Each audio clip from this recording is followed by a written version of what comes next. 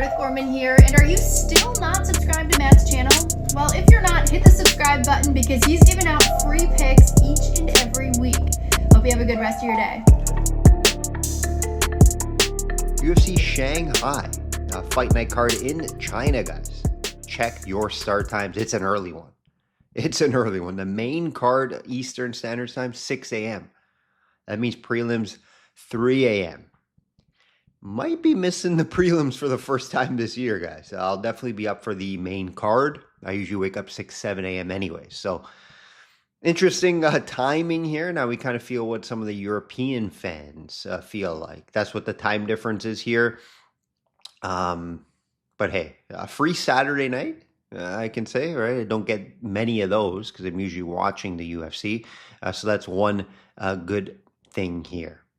We got some good fights. To break down. I'll be breaking down the main card like always. Provide free picks, leans, price talks, fades, and more.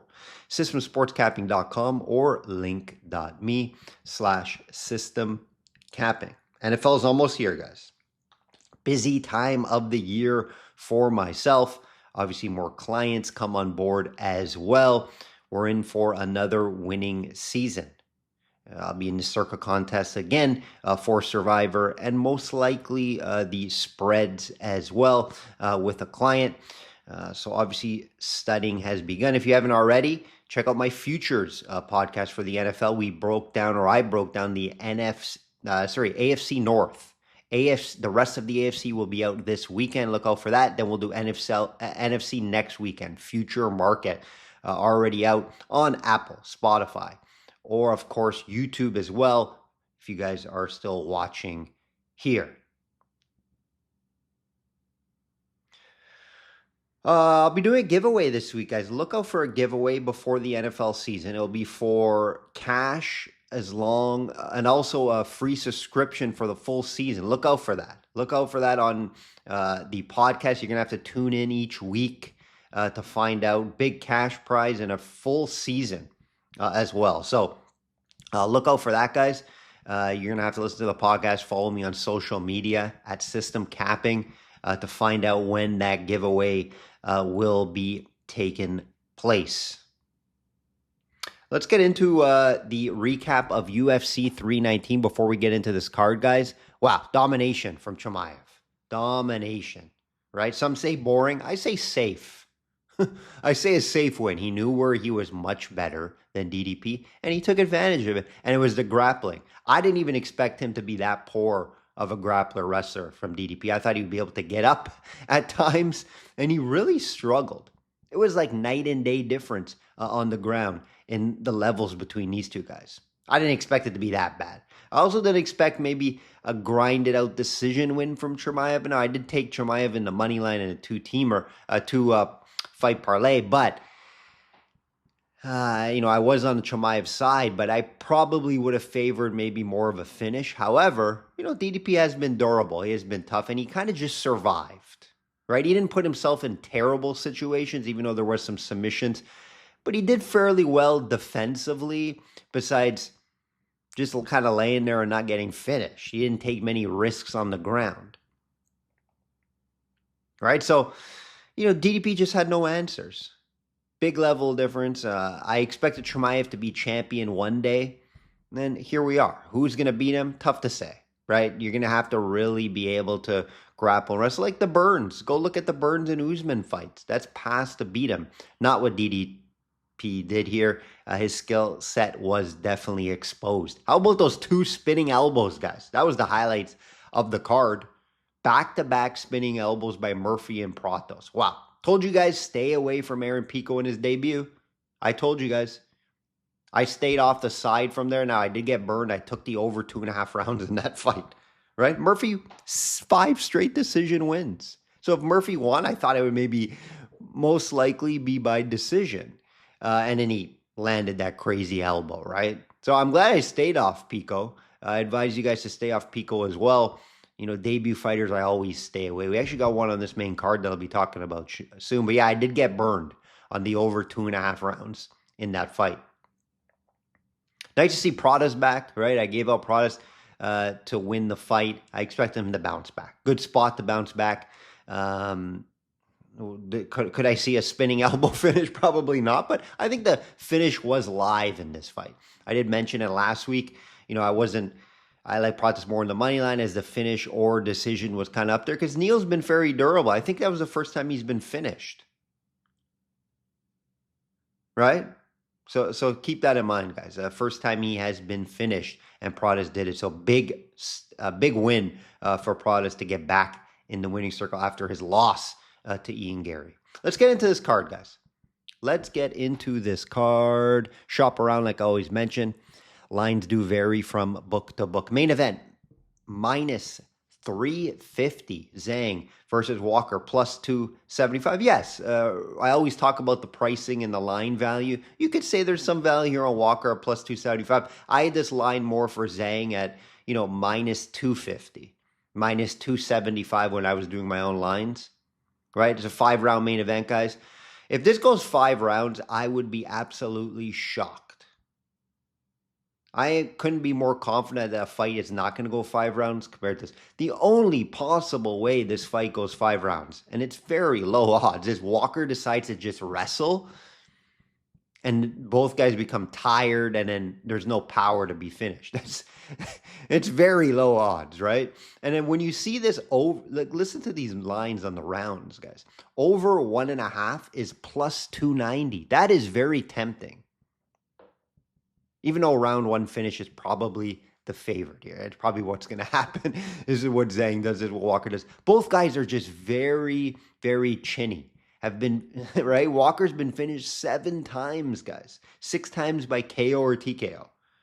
And hey, funny enough, Zhang finished 5 times. So both guys aren't durable. If this goes 5 rounds, I would be absolutely shocked. Walker, however, went 5 rounds one time against Santos, if you remember that. But only 10% of his wins and losses go to decision, guys. So this fight, there's going to be a finish. Who's going to get the finish, right? I believe Zhang finds a way to get the finish. However, I'm not totally writing off Walker in this fight. Not totally off because he's crazy. He's wild. He'll throw some crazy stuff. He could catch Zhang. Like I mentioned, Zhang has shown that he's not super durable as well. But Zhang, obviously heavy-handed. It's a good matchup for Zhang. That's why the UFC is setting this up. They want to build this guy. Not often do you have a lightweight Chinese fighter, right? It doesn't happen a lot. They want to build him up. So here we are. If he connects on that chin, Walker's going to go to sleep. Who's going to get touched first, though, right? This is the biggest test yet for Zhang. I do have to mention that. Right? Walker, when he stepped up in competition, he lost fights. Right? He has the much better resume than Zhang. Right? Zhang beat guys like Rubio, Diaz, and Anthony Smith who retired after that fight.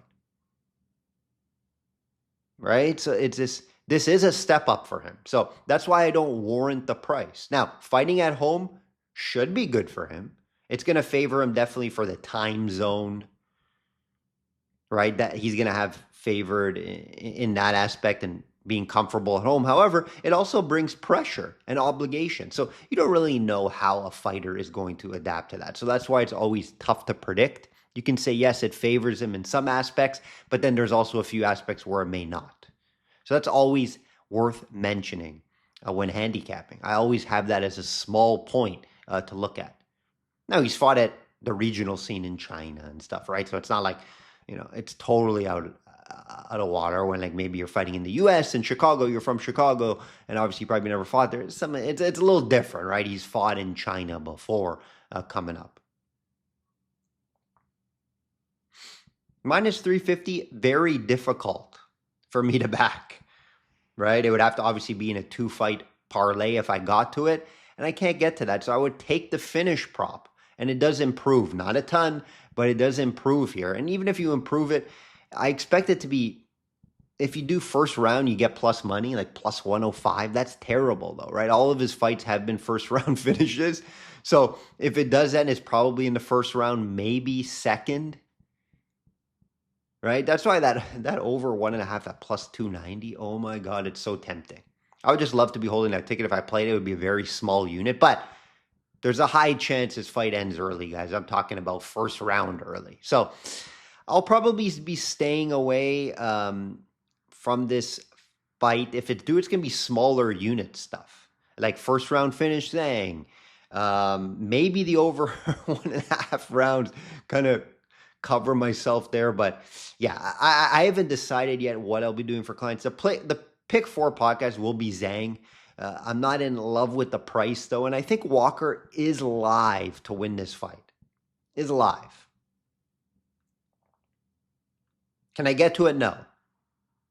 But I'm totally not writing him off in this fight. Fun co-main. It's a 5-rounder, guys. I just realized that like a few days ago. Ortega plus 225 versus Sterling minus 290. Again, value here on the line. I had Sterling as maybe minus 200. And it's mainly due to the wrestling. He's going to get Ortega on his back a ton. Now, is Ortega going to be able to pull off a submission off his back? Ortega is one of the best grapplers in the UFC, best BJ, one of the best submission artists. We know that. Sterling's hard to submit, though. He's going to realize this. I think he's just going to be a little too strong for Ortega. Be able to take him down at will. On the feet, probably lean Ortega, right? With his boxing, at least. Sterling's more of a wild guy, more awkward on the feet. Last time out, Sterling did lose to Evil, but it was a very close fight. Some people thought maybe he won that fight. He also did mention that he didn't want to fight 5 rounds, or he didn't get paid for the 5-round fight instead of a 3. That's interesting that he mentioned that there. Both guys, cardio, no issues, right? There's not going to be a cardio 5-round issue. We've seen these guys go deep. No cardio concerns with these. You are a little worried about, I guess, where Ortega's head's at from fight to fight. He's coming off that loss to Diego Lopez. Diego Lopez kind of dominated him in that fight.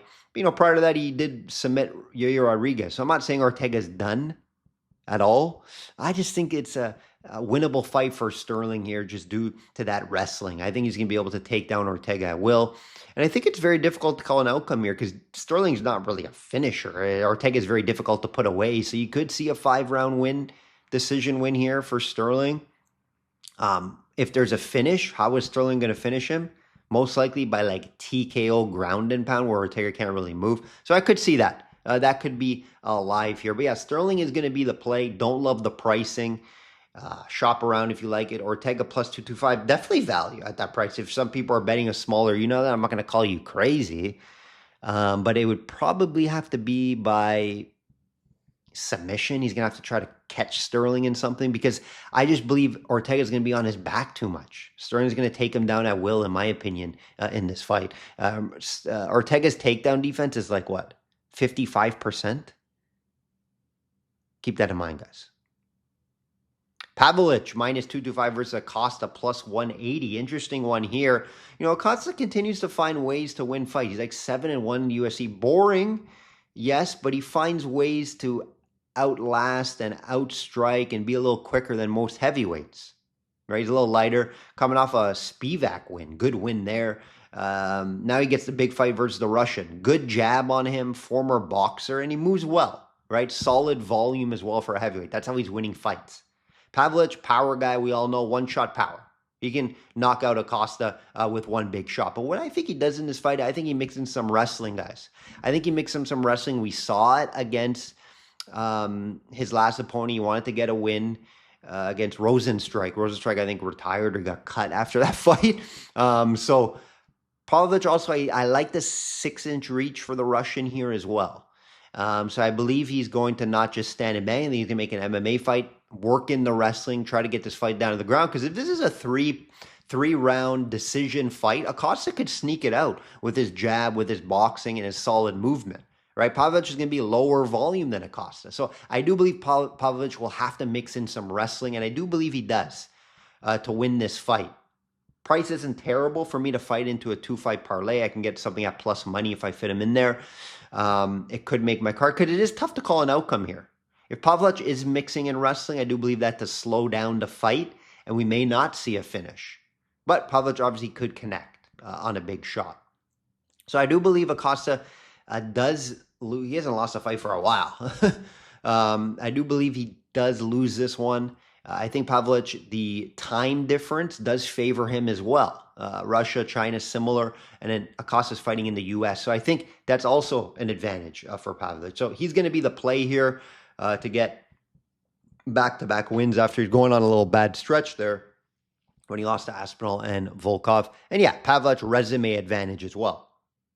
This is Acosta's toughest test yet, so I can't get to that. Sumajiri minus 170 versus Boros plus 138. This could be a close fight, guys. I think it's a winnable fight for Sumajiri. I do believe he's a better grappler. I think a little quicker on the feet as well. So I think that's where he's going to get the win. He also has the better resume as well. Neither guys really wrestle, so this should be mainly a strikers duel. Maybe some grappling mixed in as well.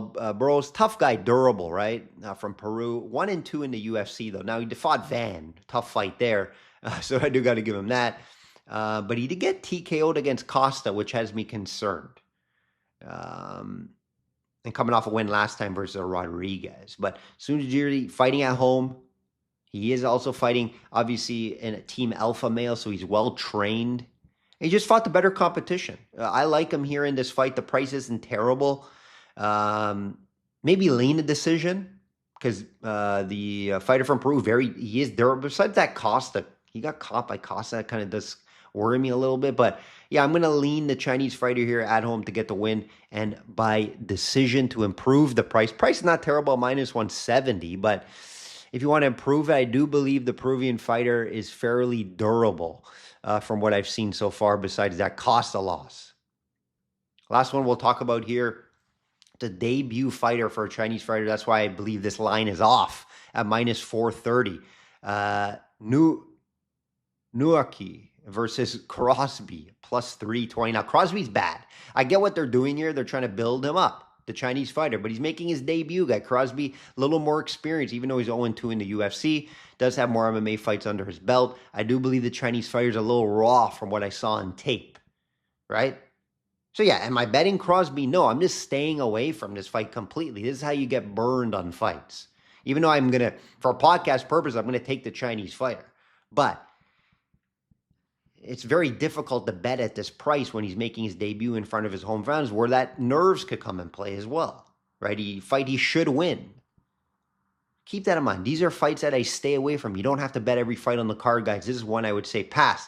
For people that love to bet all the fights, I'm going to go with the Chinese fighter here to get the job done. I think he's going to be obviously more athletic, more quicker. I think some of his skill sets are better as well. It's just the debut. Debut is a big thing. You have to factor that in to your handicap. Look at all those Bellator fighters that have been losing. Look at Pico last week. It's a big thing, guys. Big thing here, okay? Small card this week expected for clients. I like mostly favorites so far on the main card. I think Johnny Walker and Ortega are somewhat live, but difficult for me to get to. So yeah, it's going to be a small card for myself and clients this week. Don't love this card personally. Like I always say, guys, bet smart and know your limits. Enjoy this card.